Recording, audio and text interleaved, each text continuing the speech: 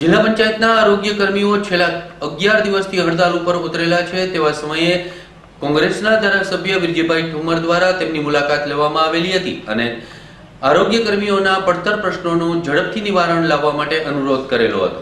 રાજ્યમાં હમણાં સરકાર સામુ આંદોલનની મોસમ ચાલી રહી છે। એસટીના કર્મીઓ, શિક્ષકોની મોરચા સાથે આરોગ્ય કર્મીઓ પણ છેલ્લા 9 દિવસથી વિવિધ માંગણીઓ સરકાર સામે કરી અને હડતાલ પાડી છે। ત્યારે અમરેલી જિલ્લાના જિલ્લા પંચાયત હસ્તકના 41 પ્રાથમિક આરોગ્ય કેન્દ્રના કર્મીઓ દ્વારા સરકાર સામે મોરચો ખોલવામાં આવેલો છે। ત્યારે પ્રાથમિક આરોગ્ય કેન્દ્ર પર હડતાલથી દર્દીઓને શું સમસ્યા સતાવી રહી છે તે અંગે સિટી વોચ ન્યૂઝ ચેનલે પડતાલ કરી। આ છે અમરેલી જિલ્લામાં છેલ્લા 11 દિવસથી આરોગ્ય કર્મીઓની હડતાલથી ડોક્ટર કેસ કાઢવાથી લઈ દર્દી તપાસવાના અને દર્દીઓને દવાઓ પણ ડોક્ટર દ્વારા આપવાની બેવડી નહીં પરંતુ ત્રેવડી જવાબદારી ડોક્ટર્સ અત્યારે નિભાવી રહ્યા છે।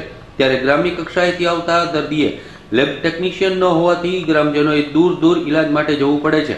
તેમજ આજ રોજ અમરેલીના કોંગ્રેસના લાઠીના ધારાસભ્ય વિરજીભાઈ ઠુમર તથા બગસરા ધારાસભ્ય જેવી કાકડીયાએ હાજરી આપેલી હતી। જિલ્લા પંચાયતના સરકારી હેલ્થ કર્મચારીઓની અચોક્કસ મુદતની જે હડતાલ અહીંયા આ કર્મચારીઓ હડતાળ ઉપર બેઠા છે ત્યારે અમે વિરોધ પક્ષના કાર્યકર તરીકે, વિરોધ પક્ષના સૈનિક તરીકે એમની જ્યારે મુલાકાત લેવા આવ્યા ત્યારે એમની હકીકતો અને એમના મુદ્દાઓ સરકારની વિરુદ્ધમાં ખૂબ ચોંકાવનારા હતા। એમાં મારા હાથમાં એમને જે પડતર પ્રશ્નોની યાદી આપી એમાં 1, 2, 3 નહીં પણ 1 થી 13 મુદ્દાઓ કે જે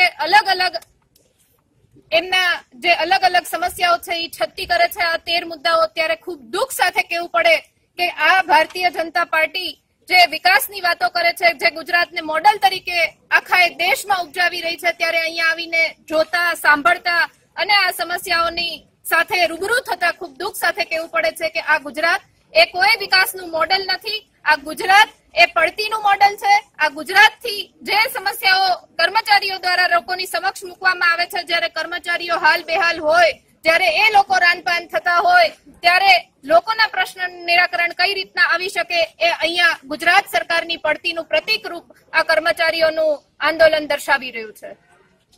સારા ગુજરાતમાં છેલ્લા 11 દિવસથી આરોગ્યના બીજા, ત્રીજા, ચોથા વર્ગના કર્મચારીઓ હડતાલ ઉપર છે।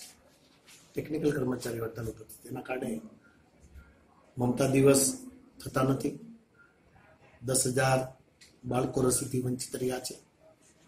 અમરેલી જિલ્લામાં 1,000 જેટલી સગર્ભા તપાસથી વંચિત રહી છે।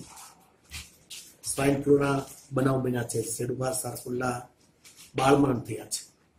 સ્વાઇન ફ્લુ પોઝિટિવ આવ્યો છે। સરકારના પેટનું પાણી હલતું નથી। એમની માગણી વ્યાજબી છે। જે રેવન્યુ કર્મચારીઓ છે, જે પંચાયતના કર્મચારીઓ છે અને એક જ ગ્રેડના એના પગારમાં પણ મતમતાંતર છે। રેવન્યુમાં 4200 રૂપિયા અપાય છે, જ્યારે અમને 2800 રૂપિયામાંથી કામગીરી લેવાય છે। એમની ફેરણી માટેની જે ગ્રાન્ટ 954 રૂપિયા હતી માસિક, એ છેલ્લા ઘણા વર્ષથી બંધ કરી દીધી છે।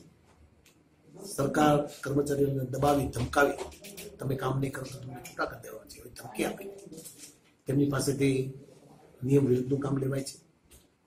આરોગ્યને બદલે અન્ય કામગીરી સોંપવામાં આવે છે। આરોગ્ય તંત્ર ખાડે ગયું છે। આ સરકાર રોજ વિકાસની વાતો કરે છે, પરંતુ વિકાસની વાતો કરનારી આ સરકારમાં જે ટીબી, ડાયાલિટીસ, હૃદયરોગ, દ્રષ્ટિ ખામીના દર્દીઓને જે મુશ્કેલી પડી છે, ગ્રામ્ય તંત્ર સંપૂર્ણ ભાંગીને ભૂગો થઈ ગયું છે। મિડવાઇફ, FAW જે કહેવાય છે, એ રોજે રોજ પેરણી કરતી હોય છે। આજે 11 દિવસથી ગામડે ન જવાના કારણે એ ગામડાની શું પરિસ્થિતિ, પંચાયત છેલ્લા વિસ્તારના ગામડાના ગરીબ વિસ્તાર છે, ઓબીસી વિસ્તાર છે, તેની શું પરિસ્થિતિ, દલિત વિસ્તાર છે, દેવી પૂજક સમાજ છે, તેની શું પરિસ્થિતિ છે। આ સરકાર કોઈ પણ સમાજને મુકતી નથી।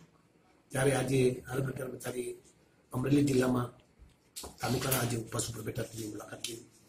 અમારા આરોગ્ય સમિતિના ચેરમેન પ્રદીપભાઈ, ધારાસભ્ય જેવી કાકડીયા, પ્રતાપભાઈ, જિલ્લા પંચાયતના પ્રમુખ રંજનીબેન, ઉપપ્રમુખ સહિતના જિલ્લા પંચાયતના સભ્યો હતા। કર્મચારીઓની વાજબી માગણી સાંભળી, બહેનોનું બધી માગણીઓ સાંભળી। સરકારની નીતિઓ ખોટી છે એવું મને લાગે છે અને આ કર્મચારીઓ ન્યાય મળે તેના માટે વિધાનસભામાં કે અન્ય ફ્લોર ઉપર જ્યારે પણ પ્રશ્નો ઉઠાવવા પડે ત્યારે ઉઠાવીને ન્યાય આપવા માટેના અમારા પ્રયાસ થશે। પરંતુ આ રાજ્યનું આરોગ્ય જળવાય તેના માટે સરકાર ચિંતા કરતી નથી। મારે તો મીડિયા મારફત સરકારને વિનંતી કરવી છે કે આરોગ્ય એટલે મહત્વનું છે। Money is lost, nothing is lost, health is lost, something is lost. માણસ આરોગ્ય ગુમાવે છે તો ઘણું બધું ગુમાવે છે। એની તકેદારી નથી રાખતી, બહુ ગંભીર છે.